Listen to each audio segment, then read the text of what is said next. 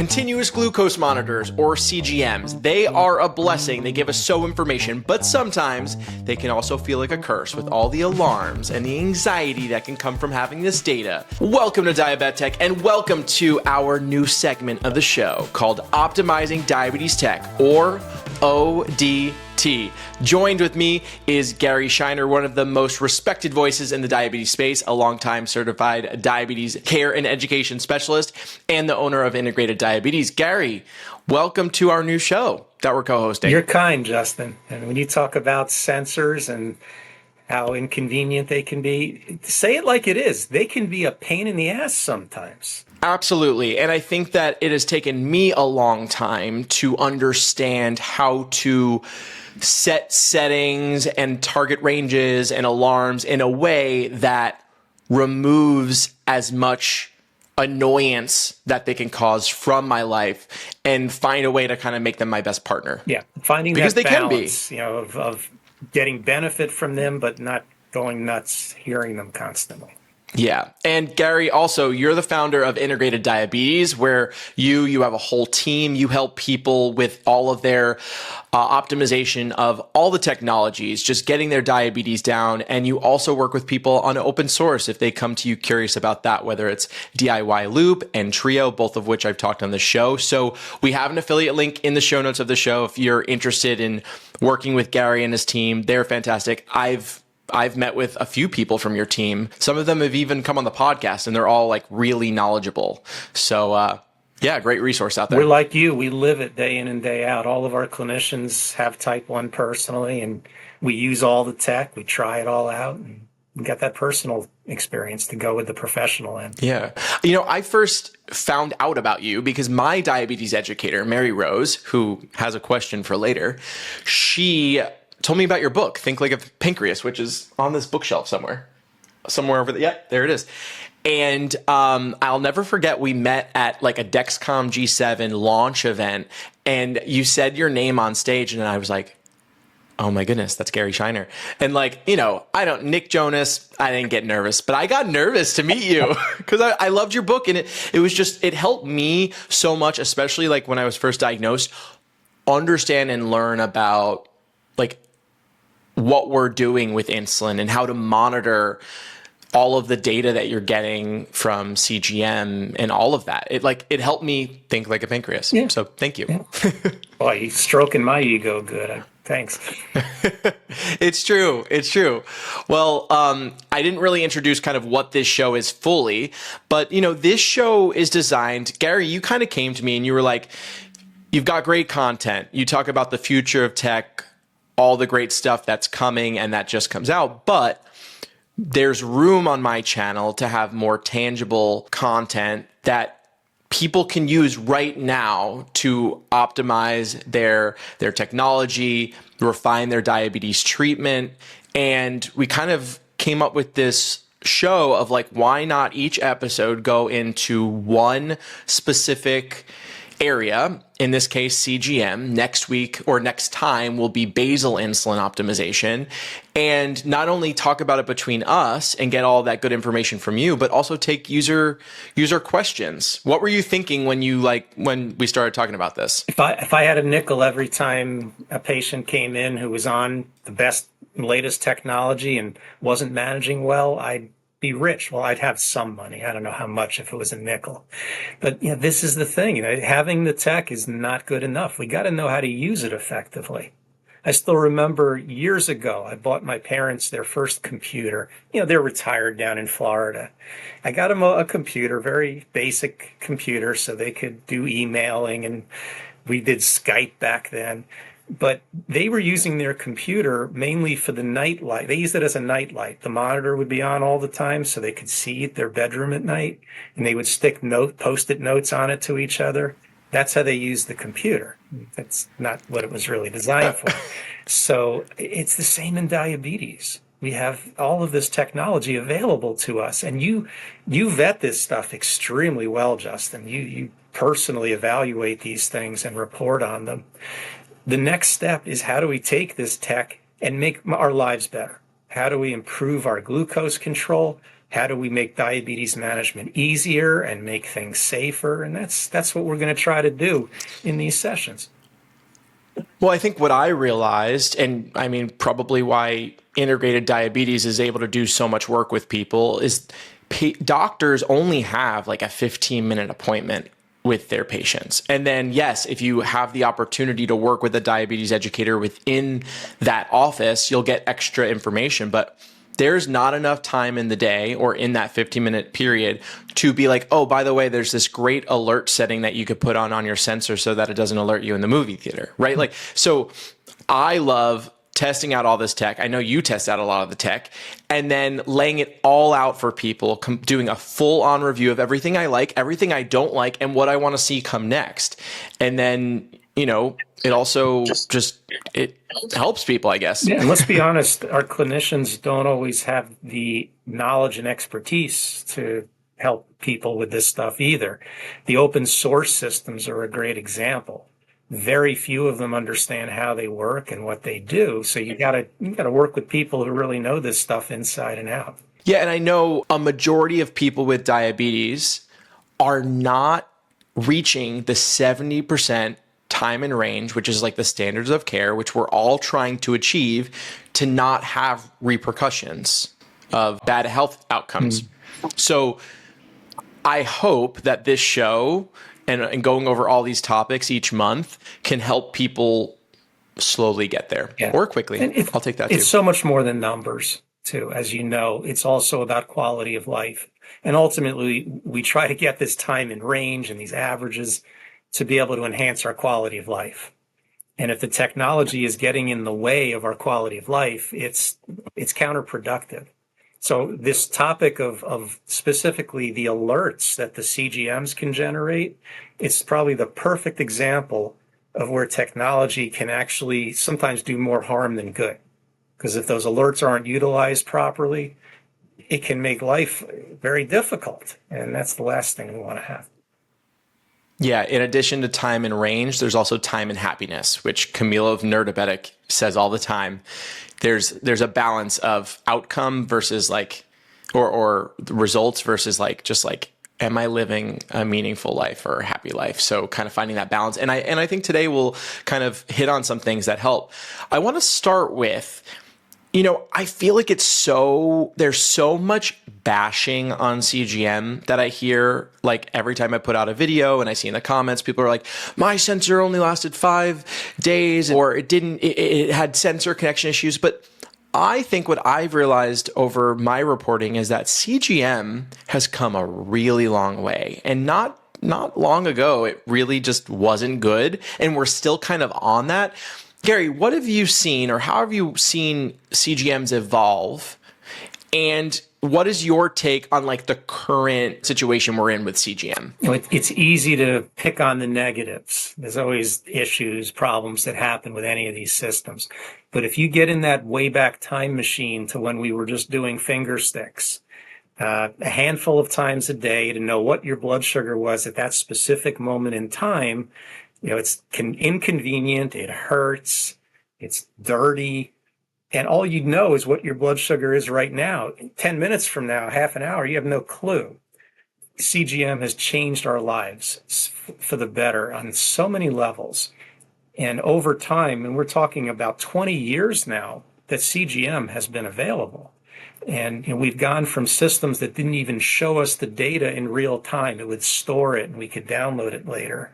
Systems that weren't wireless. You had a cable hooked up from the receiver to the sensor. Sensors that were enormous, that really hurt, only lasted 3 days if you were lucky, and whose accuracy was barely passable. Now, we've gotten better in terms of the logistics of the systems now. They're all wireless. They all have easy transmission and communication. They can send data to a variety of things. The reporting is better. The accuracy has come a long way. The comfort of the sensors has come a long, long way. The reporting and the data can merge with automated insulin delivery systems now. So The progress has been phenomenal. And yes, there are still going to be hiccups. It happens with any kind of technology. Even with pumps, we have hiccups. But when you consider the alternative and consider where we came from, I could never go back. I could never even consider going back. Yeah, I think another major complaint I hear all the time is my CGM is 20 points off, 30 points off. Can you explain to everyone what's behind that? I feel like there's multiple things that could be behind that. Yeah, the main difference is that when you do a finger stick, you're actually getting capillary blood. When you're measuring through a CGM, you're measuring glucose below the skin in the fat layer, and it doesn't always correlate immediately with what your actual blood sugar is. Particularly if your glucose is rising or falling, it takes time for the sensor to catch up to what your actual current blood sugar is. And just from a technology standpoint, there's just more variables. The sensors on average with most of these systems, they're usually within like 8 to 10% of a lab value, not of a finger stick, but of a laboratory value. The better meters that are on the market, the finger stick meters, are within typically about 5 to 7% of a laboratory value, and that's the gold standard. Comparing a sensor to a meter, it's not always appropriate because the meter can be off also. Compare it to a lab value, now you've got a really fair comparison. But even coming within 6 to 8% of a lab value, that's close enough for decision making and for trending and pattern recognition. That they're safe to use. In fact, the finger stick meters we used 10, 15 years ago, that was the kind of accuracy they had. And we certainly trusted them for all of those purposes. So yeah, we're going to have times when the CGM is off, and not just a little, it can be off a lot sometimes for a variety of reasons. But those are usually few and far between when those kind of events happen. So when you're getting, with a Dexcom, you're getting 288 readings a day. With a Libre, you're getting, 5 times that, whatever it comes out to be, getting thousands of readings a day. If there's a couple of data points that are off, you're still doing quite well. I think one of the biggest fears here is, I'm automating insulin. Many people are automating insulin with their CGM tied to an insulin pump. So they have a pump that is making decisions based off of these readings. And when they see this is 50 points off, that's scary. Why should people trust that the system has their back in those situations? The algorithms built into any of these automated systems are not going to make major adjustments to the delivery based on single data points. It might make a momentary adjustment to the basal delivery. The boluses are another story. If you're calculating a bolus and using a sensor value that's off by a lot, yeah, it could overdose you. That's also why it's so important that you have an appropriate target in your system that allows some margin for error. You don't want to target a blood sugar of 90 or 80 because you overshoot by 10, 20 points and you're low. The target needs to be at a safer point. So the settings that you have in general are very important to make sure that the CGM isn't going to lead to accidental dosing. Together with Omnipod, I'm presenting the top 3 things I've learned about Omnipod after wearing a tube pump. The first is, tubeless life is the trueless life. Look, everyone deserves that pump that works best for them. And after trying a tube pump, I know that tubeless is the form factor for me. Omnipod is super easy to forget it's on my body. With a tube pump, I had to hold it while I was getting dressed, and I forgot about it when I sat on the toilet, and every time it would drop and it would tug on the tubing. The next is, Omnipod is a traveler's best friend. I traveled the world for about a year, and each time I stocked on Omnipod, it was as easy as taking the individually packed pods and counting them. Honestly, the hardest part was counting them. I don't need to worry about the additional things that come with packing for a tube pump. The last is, you can get it wet. The pod has got an IP28 waterproof rating, meaning it can be submerged in water up to 25 feet for up to 60 minutes. And luckily, I can't hold my breath that long. I shower, swim, bathe, and I've got no plans on stopping any day soon. Now it is your time to find your top 3. See if you're eligible for a 30-day trial by visiting omnipod.com/diabetic. For full safety and risk information and trial terms, also visit omnipod.com/diabetic. When we were chatting about what our first episode was, we were like, CGMs, that's a good one. And you said, how do we make CGMs less mean and more meaningful, which I loved. And I was like, I won't be calling the episode that, but we can say it in the show because it's great. Yeah, I mean, but I love that. I mean, it's so true, right? Like that's exactly it. Yeah, I mean, they can seem mean at times, especially when they're alarming too frequently, and especially when they're alarming inappropriately for a low or a high that's not true. They can seem very mean. But when it comes to benefiting from a CGM, there is nothing as valuable as the high-low alerts. When you think about it, when we're first diagnosed, we can usually feel when our blood sugar is dropping. If it's even getting close to a low range, we can feel it. But anyone who's had diabetes for any period of time, that's not the case anymore. Like, Justin, how low look, when your blood sugar gets down into the 70s, do you break out into a sweat and start to shake and your heart's racing? Does that happen? I definitely have signs of a low blood sugar when I go under 70. Under 70. I feel like the sweat, well, also not just below, it's not always the number, right? It's how fast you're dropping, right? So it may say I'm 80, but if I see I went from 200 to 80 in 15 minutes, or, that's crazy, but like, yes, then I am feeling that I'm feeling run down and I know something's coming. Yeah. It's not until I am maybe in sub 55 where I'm getting sweat and shaky. But even before that, in 70 to 60 to 70, I'm getting a little anxious. I'm getting a little paranoid. Right there, there's definitely stages that you enter in. The vast majority of insulin users have hypoglycemia unawareness. We don't really get those pronounced symptoms like we used to get. And it's even worse. I'm only 4 years in. Yeah, and it's even worse at the high end. Very few people can tell when their blood sugar is 180. I mean, we don't feel any different at 180 than we do at 100. 380, we feel different. But CGM is such an effective way to know when we're a little high or a little low, so we can keep it from getting into a dangerous place. It's kind of like if you drive on a highway and it has those rumble strips on the sides of the lanes, you know when you're starting to veer out of your lane because the wheel starts to shake. Or it's like going bowling and you put the bumpers up so the ball doesn't go in the gutter all the time. It has a chance to bounce off the bumpers, and you can knock some pins down. So the whole point of these high-low alerts, it's number one, it's safety. It's to keep us from getting into extreme highs and lows. And number two, it's also an effective way to keep the blood sugars within a healthy range more often.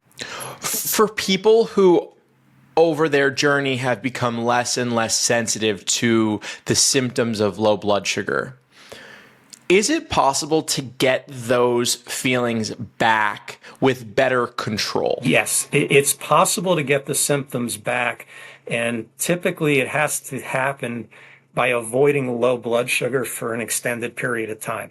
Right? There are cells of the brain that sense glucose concentration, and they send a signal to the adrenal gland if they sense a low. If you spend a lot of time low, day after day after day, those cells they adapt. They don't detect the lows as easily because they're getting enough glucose for the adaptation process. But if you keep your blood sugars from going low, those cells readjust. And then when you do go low, they're all over it. They attack it quickly. So that's the best way to restore the symptoms. And there are other things. Like, I don't want to encourage people to load up on like energy drinks, but caffeine tends to make us more sensitive to the symptoms of hypoglycemia. There's a medication called theophylline that seems to improve that as well. But realistically, just avoidance of lows for a period of a week or two, you'll start to notice the symptoms returning. That's great. Yeah, I do feel very lucky that I have a pretty good sense physically of when I'm going low. And more often than not, I have a feeling that I'm going low before my system alerts me. What I like about that alert is that it's like, no, you're not crazy. You actually are going low. There's a reason you're feeling really anxious right now. Like you don't have anxiety, you have a low blood sugar. So You're crazy for getting other that, reasons, not because you think yeah, you're low and you're not. Let's put it that way. exactly, exactly. Now, what advice would you give people when it comes to setting alerts and targets? And maybe that's two things, in order to make sure that they're not becoming a Yeah, nuisance. that's where striking a healthy balance is so important. And let's talk about the low end first, and then we'll discuss the high end. At the low end, it's important to set your low alert threshold a little above what you consider your hypoglycemia range. Most people, 70 is the value they like to stay above. So if you want to keep your blood sugars from getting below 70, you don't want to set the low alert at 70. And there's two reasons for that. Number one, if you've crossed that threshold, you're already low. You didn't prevent a thing. And second, because of lag time, every CGM is generating data that's, about 5 minutes old. Let's just go with that. So if your blood sugar is falling, it's telling you 5 minutes ago what your blood sugar was. So if you're getting alerted that it's gone below 70, your actual blood sugar is probably in the 50 to 60 range. So I recommend setting that low alert above your low threshold. 80 is a common setting, but for those who want to really do a good job of preventing lows, you can go as high as 85 or 90. And then when you get the alert, it's not time to think or reason or get creative. I always tell my patients, when you get a low alert, don't think, just act. Take your rapid acting carbs, even if it's telling you your glucose is 77, which isn't inherently dangerous, but it's heading down towards a low. So you need some rapid acting carbs immediately when you get those low alerts. Now, there are some other customizations that can be done with the low alerts. Some of the systems have a feature called a snooze or a repeat, whereby when you confirm the alert, it's not going to keep alarming at you. Again, getting rid Yeah. of the nuisance alarms. It takes time, even for things like glucose tablets, to bring the blood sugar up. And it's not always a good idea to trust your CGM soon after you've treated your low, because the sensor isn't going to detect the rise in blood sugar usually for 30, 45 minutes. And if it keeps reading low, low, low, you're going to eat, and end up over treating. So that's a good time to get out a meter 15 minutes after you've treated. Get out a meter and see if your glucose has started to come back up, rather than trusting what the CGM tells you then. Right. So that's the low end. And again, I'd recommend putting that low threshold, that setting for the low alert, at least 10 points above where you actually want to not go below, or your actual low level. One quick follow up on that before we go to the highs. When I hear you say that, what worries me is, am I going to get more alerts because I'm giving it more opportunity to alert me? That worries me in, just too many alerts when at a time that I may not need an alert. Well, yes, you likely will. However, it's also a way to know if something needs to be adjusted. If you keep getting low alerts every day between breakfast and lunch, yeah, you need to reduce your breakfast dose of insulin or your basal in the morning. Something needs to be adjusted. The idea is to, set up your insulin programs so that you're not getting alerts, but you want to use those alerts again to keep yourself out of the dangerous extremes. So if you want to stay above 70, my recommendation is put the low threshold at 80. If you want to stay above 80, set it at 90. If you're okay down to 60, set it at 70. About 10 points above your actual low level is a good place to put that alert. Okay, now what about highs? What's your advice for setting that? When I first recommend using a CGM to somebody and they begin with it, I usually put the high way up there. I'll put it in the 300s just so it's not annoying them and creating a lot of disturbance for them. Ultimately, I like to put the high alert at each person's acceptable post-meal reading. So after we eat, it's normal for the blood sugar to rise a bit. In some cases, we try to keep the glucose maybe below 180 at that peak, or 200 or 220, depending on your age and your goals. But that high alert threshold, I would set it at the high point of your post-meal reading, where you don't want to go above. So if you want to keep your glucose under 200 after eating, set the high alert there. And if that's occurring on a regular basis after breakfast, it tells you something. You probably need to take your insulin earlier or consider eating something that digests a little bit slower. There's lots of options for managing that. One of my favorite features for cutting down on the nuisance alarms is specific to the Dexcom, and that's called the delay high alert. You can tell it to, all right, if I go above, let's say I set it at 200. I don't want to know as soon as I go above 200, but if I stay there for a while, then I want to know. So you can tell it, all right, delay it for an hour, delay it for 90 minutes. So if I go high and I stay above my threshold for that period of time, then I get the alert. Those are actionable alerts. I mean, if you just temporarily go up and come down, you don't need an alarm for that. You don't need to know about that. Yeah, we're good again. Yeah, but if you go up and you stay up, you need to know so you can fix it. Because in general, unless you're using a really aggressive algorithm or your basal rates are too high, it's not going to come down on its own anytime soon. So my recommendation with a high alert, if you're using a pump, plug the reading into your pump, take the correction that it suggests. If you're not on a pump, you're on shots, whatever, you can exercise. That'll help bring it down a little bit. But you can also learn from that pattern if it's continuously happening. And I would use the snooze feature if you have that in your system. With high alerts, I'd use a 2-hour snooze because it generally takes a while, even for correction boluses, to get it back down within range. All right, so the lows I would put about 10 points above your actual low goal. And the highs, I would set the high alert at your highest allowable post-meal blood sugar. And that's something you can negotiate with your healthcare team where that should be. With my high alert, I used to have it set at 180, and I found that I was getting too many alerts.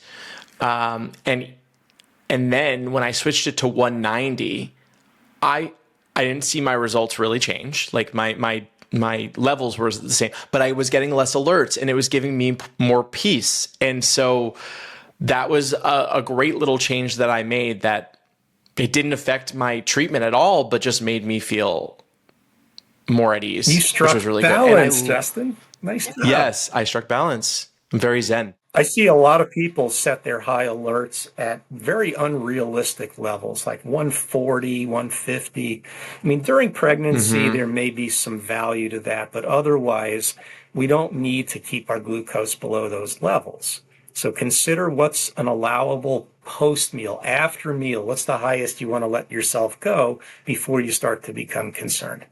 Yeah, and that delay first alert setting, so great. Like, well, the two you mentioned too, the delay first alert setting, so good. One thing that you need to watch out for, which I have in the past gotten in a habit of, is sometimes especially when I'm in like a very diabetes burnout moment, I'll get alerts on my phone of a high, and I'll be like around people, and I'll hear it go off, but I won't pick up my phone and acknowledge it because I don't want to like make a scene and be like, oh, Justin, something's wrong, and he's on his phone. But if you don't pick up your phone and acknowledge it, then it's actually going to go off again. Every 5 minutes. And then again, every 5 minutes. And I forget I forget about that. Like I for some reason, I always forget that that's what's going to happen. So what you want to do is acknowledge it. And then if you have G7 in this case, you can then make it so that you don't, that it snoozes. So yeah, acknowledge your alerts, because then it only gets more and more annoying. Yeah. And then the delay first alert's great too. I mean, just going in and out of a high in what may be higher than your Mhm. range is just Yep. so helpful. There's a few other glucose alert options. And again, not every system has these. The Libre, and I've tried the Libre 3 Plus, great sensor, but there's very few alert options. It's just basic high and low. Dexcom has a lot of customizable alerts. The new Simplera from Medtronic has some interesting customizations, and so does the implantable Eversense sensor. But some of them have what are called predictive alerts, that it predicts in a certain amount of time that your glucose is going to go below a certain critical level. And if you're serious about preventing hypoglycemia, those are also useful. And it's just taking the current blood sugar, the rate of change, and saying, all right, if you continue in this straight line, you're going to go below this level in this period of time. So it gives you a chance to prevent hypoglycemia. So those are generally good alerts to use, those predictive ones. And a few of the systems have rate of change alerts. They'll tell you if your glucose is rising or falling at a specific pace. That can be helpful, again, for preventing lows. However, you got to consider what your blood sugar is when that alert occurs. If your glucose is falling quickly and you just went from 300 down to 200, that's good. You don't need an alert for that, but you wanted that to Yeah. happen. But if you're dropping fast, then your glucose is like below 120, 130, somewhere in that neighborhood. Chances are you're going to go low, so it's best to have something, have some carbs. Yeah, I've never had the rate of change alerts on. I think that when I did have it on, I was like, this is way too much. The predict low glucose is a really important one for me because I think where I experience the most burnout is when I get lows and then I get another low. So being able to get ahead of that first low with that alarm and not have it be as bad a low as it could be is great, because also once you have a low blood sugar, you're more likely to have more low blood sugars for a certain period of time. Can you give advice to people on how to mitigate having recurring low after low after low? I think that's really important for people to hear. It's more common to have repeated lows when the low is pretty severe. In those cases, sometimes the liver becomes a bit depleted of its own sugar stores called glycogen, so lows become a bit more common. You also have to consider what caused the low in the first place. If it was heavy exercise, you're going to be insulin sensitive for a period of time. So if you do have a significant low and you got a history of repeat occurrences, you could consider raising your target glucose for a short while. Or if you have a system that allows it, do a temporary basal adjustment. Knock your delivery down 10 or 20% for the next 6 to 8 hours, just to reduce that risk. I do like the fall rate alert when there's a threshold established. At this point, I believe Dexcom's the only system that lets you set a threshold for that fall rate alert. Like on mine, I have it set that if I'm dropping more than 3 points per minute and I'm below 130, I get an alert. If I'm above 130, no alert. But below 130, you get the alert.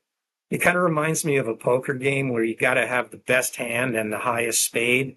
Both things have to happen at the same time for this alarm to take place. And having that threshold, setting the threshold, makes all the difference. I really like that. I want to try that myself when when I'm on G7. Yeah. I'm on a new CGM every month because I'm testing out different pumps and stuff. So I don't know about you, but the rise rate alert doesn't do much for me. I mean, I know I'm going to rise quickly after eating certain foods. I don't need an alarm to tell me that. I know some people who often forget to take their meal insulin. They might rely on that rise rate to remind them, "Hey, idiot, you forgot the bolus." So, but for me at least, it's so rare. Yeah, I don't. And you're going to get a high alert soon enough anyway to tell you. So, what would you say to people about the balance of like pump alerts and CGM alerts? I've used four systems at this point, and they're all a little bit different in like where the alerts are coming from. So yeah, what do you advise people there so that it doesn't lead to Yeah, I fatigue, mean, alert there fatigue? can be duplication of alerts where both your pump and your phone app are alarming for the same thing. And I generally discourage that. The phone apps for all of the systems generally have more customizable alert features. And as long as you're the type of person that's got your phone nearby all the time, I recommend using the phone app rather than the pump alerts. You can shut off as many pump alerts as you want for the CGM and just use the CGM alerts on your phone. Then you can customize the kind of tones it plays, the volume, etc. The pump doesn't usually offer that kind of customization. When it comes to responding to an alert, you already kind of got into that of like just Yeah, immediately, eat some sugar don't and then think, you can test. don't think, just act. High, Just do it. plug the Like reading worst case, in. you go a little high Yeah, if you're not. you got a high, plug in the reading. You got a low, plug in some carbs. Now, how does it differ between people who are on an automated insulin pump versus a pump that's not automated or MDI? Or should these types of people do something At the differently? high end, there's no difference. The high end, you correct. If you're on injections, you got to make sure you take insulin on board into account.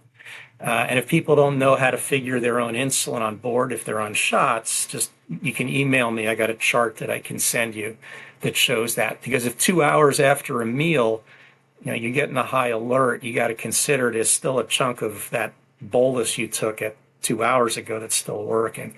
Pumps take care of that automatically. So at the high end, you just plug the reading in. But at the low end, people on automated systems need to be more conservative about how much carb they use to treat their lows. The automated systems are cutting off basal delivery before, during, and sometimes after a low. And with less insulin in your system, you don't need as much carb to get your blood sugar up to normal. The type of carb shouldn't change. You want to use things that raise it as quickly as possible. Dextrose, ideally, it's in some form. But you need less carb. You might need half as much as usual, or as what you used to use if you're on an automated system. So people with diabetes aren't the only people getting these alerts, but caretakers and family and friends are, right? There are follow apps for a lot of the CGMs, and even the pumps have follow apps. How should caretakers or family and friends that are setting up these follow apps on their end, how should they set up the alerts so that they're not getting alert fatigue? Yeah. And one of the big misnomers is people following the data think they should have the same alert settings as their loved one who has diabetes. I mean, they don't need to know anytime the glucose goes above 200 for a little while. Loved ones need to know if there's a crisis. I mean, if there's a serious problem. If the glucose has been below 60 for an hour or, above 300 for the last couple of hours. So the high and low alert settings should be set really at more extreme levels to avoid unnecessary annoyance and just flat out burnout from dealing with it 24/7. Yeah, I had this moment where I was in Palm Springs. I had a really bad low. I actually passed out, which was a scary moment. It's the only time I ever have. And I had two friends who were following me at the time, and they both, like, one called me, one FaceTimed me, and they were freaking out. And they had never had this happen. And neither of them follow me anymore. I think one of them actually, which is fine. One of them was like, I'm on the other side of the country. I don't think I should be following this. Mm-hmm. Like, he's like, I had a huge freak out and I didn't know what to do because I couldn't help you. I was like, you're right about that. Maybe you shouldn't. But yeah, like, it's definitely a thing for other people who are getting these alerts to freak out, and they may not even fully know what to do. And I realized I didn't really educate them on like what to do in that situation. There's actually, so there's something there. There's research that shows that people who have someone following their data tend to have better glucose control than those who don't. And there's a couple of theories behind why. I mean, certainly there's a confidence factor. People know, well, if somebody's following me, I can afford to be aggressive in my dosing, et cetera. I don't have to lower my doses and give myself less than I need. And I think the other reason is just an accountability thing. I know if somebody's looking at my I'm being data, watched. if I'm following or if you're following my data, Justin, I want it to look pretty. I don't want blood sugars here, there, and everywhere. I want to manage it well. So.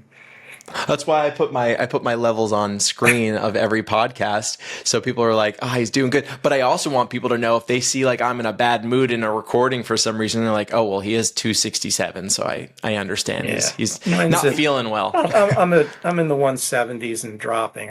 I told you I had a bunch of pretzels before this. They were calling. Yeah, well, my while name. you have that up, both of us are using the Twist system, so we both have Look at you. You got 100 on the Twist nose. app. Yeah. Oh, wow. A little unicorn moment. That's great. It looks like Loop, but it's actually Twist. Let's, while we're on it, Twist alerts. Let's talk about that. So I'm not ready to like talk about all about my experience with Twist yet, and I'm eager to actually hear everything you have to say about it. Maybe we do like a separate episode on Twist, but the alerts on this are a little annoying. A little is kind of dampering it. Yeah. Ear piercing. Loud. Ear piercing. In my view, they sound like a fire detector that needs a new battery. Yep. Like that kind of thing. So I wound up, and I've never done this, I wound up turning off my high and low alerts. Same with me. Yeah, it hasn't been an issue yet. Really, I mean, maybe I had one high where I was like, "Oh, I didn't know I was that high." I mean, we've still got the urgent low, below 55. We can't. You cannot turn that off, which is a good thing. But yeah, I'm with you. It was more of a problem than a benefit. I think that it's important when choosing a system because with some of these companies, you're locked in a contract. I think there should be an audio test. Like before you get on a Medtronic, a Tandem, an Omnipod, a Twist, you should ask to be like, can I hear the alerts I'm going to be hearing? And specifically the alerts that can't turn off. Great idea. Because that's something I would want to know with Twist. It's funny. I mean, I didn't even know that was the sound. It wasn't until the day after I got on it that I heard this sound. And I walked around my house looking for which fire detector needed a new battery. And then it didn't happen for a while. And then it happened again. And I was like, what is going on? I almost called maintenance of my building. And it wasn't until I looked at my phone and saw an alert. And I was like, wait a second. This is the Twist. Picture you 4 a.m. walking around your place with 9-volt batteries, just looking up. It was so funny. I was like, this is something I definitely have to talk about because I was never warned. You said hearing the alerts. That's a problem for some people, especially teenagers. It seems they're just oblivious to their alerts. You familiar with a device called the Sugar Pixel? Oh, yes, I am. There's typically one on screen here in my background, but what not an awesome concept. Oh, it's so good. Yeah, it's this little display that shows your glucose levels. It connects to your CGM through like Dexcom, your Dexcom account or your Libre account. Unfortunately, with Libre though, if it's connected with a pump, you can't use Sugar Pixel. It has to be like a standalone device in that situation. Ever since Medtronic, you can use through like a Night Scout, which is like, there's a few more steps there, but it's great. But yeah, you have your levels right on the screen. There's a button with, if optional, very alarming alerts, like outrageous alerts, but great for people who are hard of hearing, for parents that really want to know, when an alarm goes off. There's so many great things to it. You've seen the new adapters that can be plugged into that. It can blow a fan in your face. It can set like a strobe light flickering. It can even create a vibration under your mattress. So you can pretty much attack all of a person's senses. I'm going to build an adaptation that will actually throw like a pie in someone's face when they're low to really let them know. It solves two things because not only it wakes you up and it provides you with carbs at the same time. Yeah. Well, why don't let's get to some questions. So the way these episodes are going to work is that the end will always be devoted to your questions and problems you have in these areas. This week, we don't have as many questions as we hope to have in future weeks. So as you're listening to these, keep in mind that next time we're going to be talking about all things basal insulin. So I'll be putting out an ask for that on social as well as the newsletter. Make sure you're subscribed to the newsletter with the link in the show notes. Let's start with this first question. Hey, Gary and Justin, it's Mary Rose. Thanks for taking our questions. First one is for Gary. Gary, which CGM system do you like best for patients with hypoglycemia unawareness? And in the case of unawareness, what low parameter alerts would you recommend? A question for Justin is, are there any features on the Apple Watch that would help a patient like this? Say they step away from their phone. Thanks. Appreciate it. All right, let's start with the question to you. Yeah, I mean, it's an excellent question. And like I said before, most insulin users have some degree of hypoglycemia unawareness. We're not picking up on the symptoms of a low as soon as we approach 70, like we used to. And you can customize the alerts to minimize your risk of lows. Obviously, the higher you set the threshold and the quicker you respond, the less likely you are to have a legitimate bona fide low. But it depends on a person's goals and how severe their history of lows are.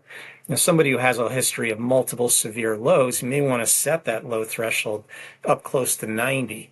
Somebody who's not had a lot of severe lows but just doesn't feel the symptoms as well, 80 is often satisfactory for catching them early enough to prevent a significant low from taking place.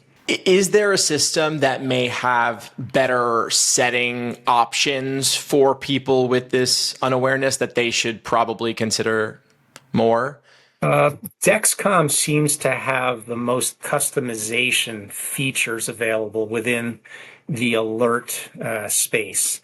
But also, you got to consider the accuracy of the different systems in a range where the blood sugar is low or approaching a low. And one thing we know about the Libre sensors is they do tend to underestimate blood sugars a little bit when you're in that approaching a low range, which may give you some false alarms that you didn't want, but it's also provides you with a little more protection against lows. So if you don't mind a few more alerts that may not be legitimate, it might be the best way to catch them before they happen. Yeah, I think that happened to me last night. I had my Libre told me I had a 56 when I had like an 80. And I actually never wound up, to my knowledge, I never wound up going low because maybe the pump did a good job of like edging that out. But I was like, oh, okay. I mean, and I couldn't calibrate. So, because you can't calibrate with it. And I was like, all right, this is just the way it is. And it was fine. I think the calibration thing, the lack thereof for Libre scares a lot of people. They're like, oh, I could never not calibrate. But I'm like, even on Dexcom, I was calibrating once a month, if at all. Yeah. Well, a lot of times you didn't. I think it's just like this control thing. A lot of times you finger stick and you don't need to calibrate, though. Yeah. And now to Mary Rose's other question. Thank you, Mary Rose, for sending in your question. You're the best diabetes educator sorry, Gary, but she was there since day one. Yeah, I would say when it comes to Apple Watch features there, with Dexcom, you can connect directly. So that's nice with Dexcom G7. It connects directly to your watch. So if you're so far from your phone, you won't have an issue. You'll still have your numbers. Another thing, though, with Apple Watch or any smartwatch for that matter, is even if you're away from your phone and your phone's within around 35 feet, which is like the Bluetooth distance, you'll still get alerts sent to your watch. And so I wear my Withings watch, which I prefer because it doesn't have instant access to the Dexcom app. That actually fits in well with this conversation. But I get my alerts on the watch. I'm not near my phone. I still get my high and lows.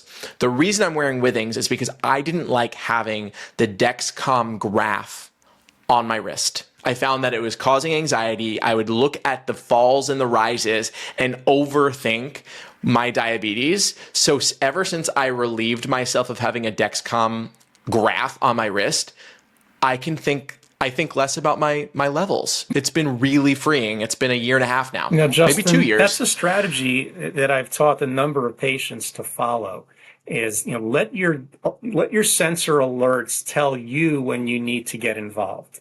If you're not getting a high or a low alert, leave it alone. Don't worry so much about your diabetes until the next meal. And that helps folks, because otherwise, yeah, you can become a bit obsessed just looking at the ebb and flow of your glucose throughout the day. And too much micromanagement can be a problem.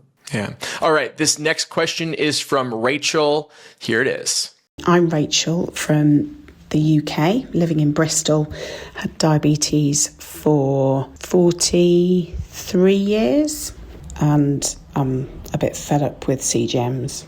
Is it just me, or does Dexcom One Plus and Freestyle Libre 2 never actually alarm you with highs or lows, and then only ever alarm when you look at your phone and see that your blood sugar is 3.5 or that your blood sugar is 20 and has been for the last 2 hours, but you've had no indication that you need to be doing anything about it? I'd really love your thoughts. And is it just me? Is it just the sensor? Many thanks. Yeah, Rachel, it's just you. You're weird. No, this sort of thing happens. You got to make sure not only are the alerts in your CGM set at the proper levels, but that your phone alerts are set at the proper levels as well. Because if your phone alerts are silenced, the Dexcom or the Libre alerts aren't going to take place either. So both of them have to be enabled.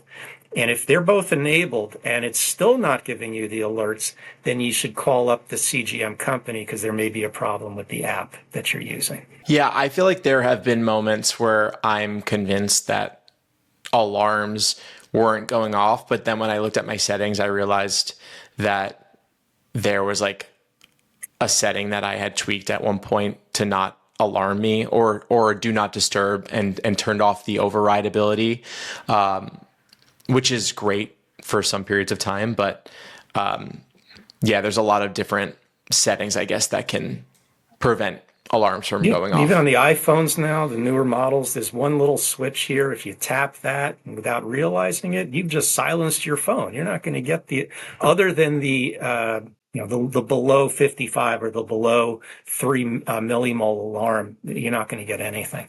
Yeah. All right. This next question is also from Mary Rose. Here it is. Any inside information on when Omnipod 5 will release with Libre 3 so we could give patients more choice?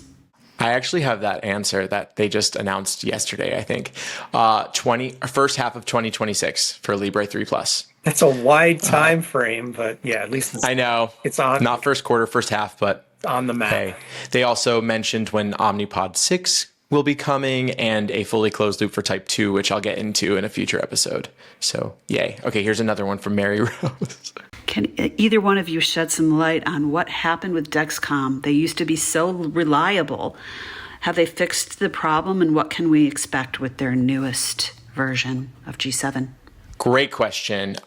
Gary, I'm curious to hear from you, because there has been a lot of talk in that space. I've had Dexcom on. People are having these goosenecking issues and these sensor connection issues. But I personally, in the last few months of using it, haven't really been having any issues. What are you hearing? Well, from what I understand, and this is just from various sources and reports, is that sometime late last year, Dexcom changed a manufacturing process, and it involved the coating on the filament that goes under the skin, the actual sensor part, and it caused problems with the signal, and it caused accuracy issues. And the FDA found out. They called Dexcom out on it. And I think as of roughly June 1st of this year, they went back to their original methods of manufacturing. And that's why the sensors that have been made since then have been performing much better. That's the sensor part. The problem with the insertion is more another manufacturing issue that Dexcom seems to have rectified. We were seeing a lot of those problems where when you hit the button, the sensor wouldn't actually go into the skin. It would just wrap back around into the inserter, the goosenecking that you described. And it seems to be happening less and less often. So I can only speculate that they also fix that. and it shouldn't be happening with any regularity from this point on. Yeah, and for anyone listening, let us know your experience lately with your G7s if you're using it. And also, please keep in mind when you received them, because it's sometimes possible that you're like, oh, let me use this one, but that's like it's one of your oldest ones, and that may still have an issue. But I feel like what I've been getting is that it has been fixed, but I don't actually have like details on that, specifics. Yeah, the manufacture date is key to look at on the box, and it's the date right below the expiration date. The manufacture date, ideally for the Dexcom G7, you want sensors that were made after June 1st or later. Interesting. Now, what are your thoughts when it comes to the 15-day Dexcom, which is officially launching December 1st? How do you think, what does Dexcom need to do here in order to regain people's trust? Because I do believe they've lost a lot of trust in the tight community. Maybe not people who aren't as listening to this show, but I just always hear, oh, I'm on G6, I'm too scared, I left, whatever. Like, what do they have to prove here? Well, how can they prove to people? You're right, they do have to prove, because we have options now. You know, the Libre is the 3 Plus, it syncs up with the Tandem system now. It's the only one we have right now to work with the Twist. It's going to work with Omnipod soon. And even the MiniMed system is using a version of the Libre 3 Plus sensor. So, you know, there's competition now, and they do have to, you know, reestablish that trust. The product quality, as far as like the app goes, I feel is superior to anything Abbott's got. It's the quality of and reliability of the sensors that was at question. And I don't know what they have to do other than produce a good, reliable product and have people satisfied with how it works. I would have loved more transparency from them from the get-go. That bothered me more than anything. Me too. Yeah, it was tough to hear all of this from the community, yet not a peep from Dexcom. And that's why I reached out and I was like, can you come on the show and just talk about this? Because people are freaking out. Mm-hmm. I was worried because I was at the time traveling between Europe on and off and taking sensors with me. And I was like, well, what if my 2 backups don't work? You know, like I was on edge about that. And I don't care how good your app is. If your sensor's not going to work, then we've become very dependent on these things. I mean, no one wants to get out their meter and finger stick 6 to 8 times a day and still have worse control. So yeah, we are dependent on these things. I mean, Dexcom's been in the business a long, long time. I mean, we're on 7th, 8th generation sensors from them now. And I used the first, it was a 3-day thing called the Dexcom STS. Very first one they had. Now that thing was a mess compared to what we have today. So they've really spearheaded CGM technology more than any other company, and I'm confident they're going to get it right and keep it right. Gary, if people can take one thing from today's conversation about CGM, what would that be? Well, I think it's very important any CGM user set their alerts at reasonable levels and respond to them quickly and consistently. I find any of my patients, and myself included, if you respond to your alerts and act on them consistently, it will put you in your target range more often. I guarantee that. If you don't wait until you're at extreme highs and lows, you're going to spend less time outside of your target zone, and you won't be hitting the extremes that you'd otherwise hit. Yeah, and then I would say, I think an important component in my diabetes management is working with my educator and just not only adjusting the alerts, but also just making sure that my settings are right, which is part of what we're going to get into next month with our basal insulin episode. Gary, let's explain to people, like, what are the types of questions we're hoping to answer next week? People are going to send in their questions. Like, what do we want to hear from them? Well, I'd like to see if anyone knows what basal insulin's actual purpose is. You know, why do we need it? How do we know if the basal settings are truly correct? What are typical basal insulin requirements? Do they vary by time of day, or should they be relatively flat? And then is it my bolus insulin or my basal insulin How that's do I off, know? right? Like, am I? How do I know which is a problem if I'm running into highs and lows? Absolutely. Basal insulin is the foundation of your whole management program. If the basal's not set correctly, it's like building a house on a crooked foundation. Nothing is going to work right. So it's essential that the basal insulin be set up right. And it's also valuable to know how to make short-term adjustments to basal for a number of situations that we all run into in our lives. Yeah, I'm really looking forward to that. Gary, this was so cool. I'm so glad that we got to do this, and I'm excited to keep doing these each month and to have everyone listening send in their questions.